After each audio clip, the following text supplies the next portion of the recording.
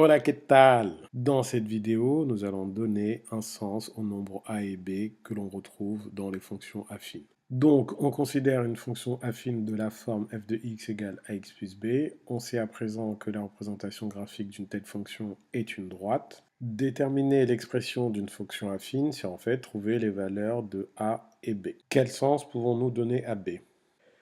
B est appelé l'ordonnée à l'origine. B, c'est l'ordonnée du point de la droite dont l'abscisse est 0. Ainsi, lorsqu'on dispose de la représentation graphique d'une fonction affine, comme ici, il suffit de regarder sur le graphique l'ordonnée du point d'abscisse 0. Ici, pour x égale 0, j'ai y égale 1. Donc ici, ça veut dire que b égale 1 pour la fonction affine associée à cette représentation graphique.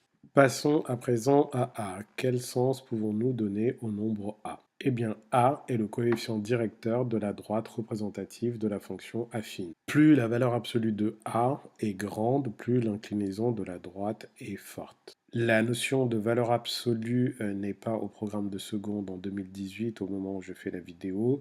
Elle est uniquement au programme des séries S en voie générale. Elle devrait réintégrer le programme de seconde à la rentrée 2019. Pour rappel, la valeur absolue d'un nombre A réel, eh bien, c'est ce qu'on appelait au collège la distance à zéro. Si le nombre est positif, sa distance à zéro, sa valeur absolue, c'est lui-même. Si le nombre est négatif, sa distance à zéro, sa valeur absolue, c'est son opposé. Pour aider à mieux comprendre le rôle de A, à vraiment le comprendre, on va considérer un point M quelconque sur la droite qui représente une fonction affine. M étant quelconque, on va lui donner des coordonnées x, y. Eh bien, si on se déplace sur la droite d'une unité vers la droite sur l'axe des abscisses, le nouveau point M' sur lequel on va s'arrêter, il va avoir pour coordonnées x plus 1, ce qui est logique puisqu'on s'est déplacé d'une unité sur l'axe des abscisses, et pour ordonner y plus a. Cela veut dire qu'à chaque fois qu'on se déplace d'une unité sur l'axe des abscisses vers la droite, on se déplace de A sur l'axe des ordonnées. On remarquera que je n'ai pas précisé de sens pour A, j'ai juste dit on se déplace de A sur l'axe des ordonnées parce que si A est positif, on se déplace vers le haut et si A est négatif, on se déplace vers le bas. Reprenons le graphique que nous avions exploité pour l'ordonnée à l'origine. Eh bien, on va considérer un point, celui-ci, le point de coordonnées 0, 1. On va se déplacer d'une unité sur l'axe des abscisses, ici, et on va arriver sur ce point-là. Eh bien, la différence d'ordonnée entre mes deux points, elle est de plus 2. Donc ici, j'en déduis que A est égal à 2.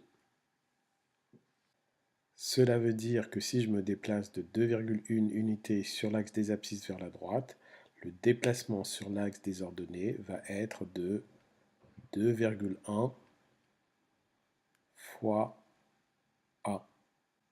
Depuis le début de cette vidéo, je n'évoque que des déplacements sur l'axe des abscisses vers la droite, mais qu'en serait-il si on se déplaçait vers la gauche? Eh bien, prenons l'exemple où ici, je me déplace de 3,4 unités sur l'axe des abscisses vers la gauche. Eh bien, le déplacement sur l'axe des ordonnées va être de moins 3,4 fois A.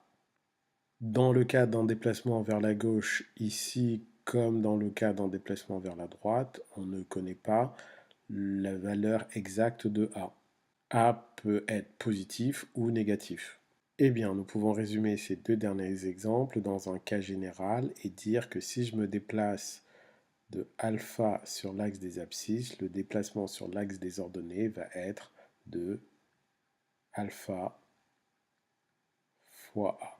Ici, alpha est un nombre réel. Si alpha est positif, on se déplace vers la droite sur l'axe des abscisses. Si alpha est négatif, on se déplace vers la gauche sur l'axe des abscisses. Cette vidéo est à présent terminée. À très bientôt.